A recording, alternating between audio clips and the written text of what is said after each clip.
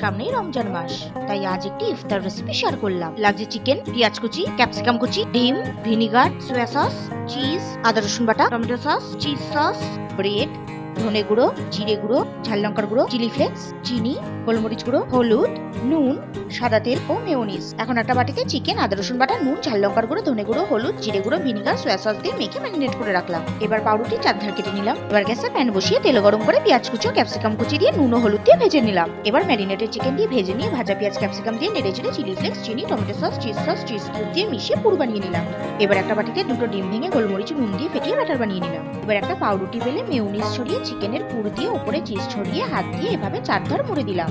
এবার একটা ব্রেড পার্সেলকে ডিমের ব্যাটারে ডুবিয়ে ব্রেড ক্রাম্বসে দিয়ে এইভাবে কোট করে কিছুক্ষণ ফ্রিজে রেখে সেট করে নিলাম। এবার ফ্রিজ থেকে বার করে কড়াইতে তেল গরম করে ব্রেড পার্সেল দিয়ে দুপিট গোল্ডেন করে ভেজে নিলাম। যে কোনো সন্ধ্যায় মজাদার স্ন্যাক্স অবশ্যই ট্রাই করবেন বন্ধুরা। আমি একটা ব্রেড পার্সেল আপনাদের ভেঙে দেখাচ্ছি, দেখুন কতটা সফট ও জুসি।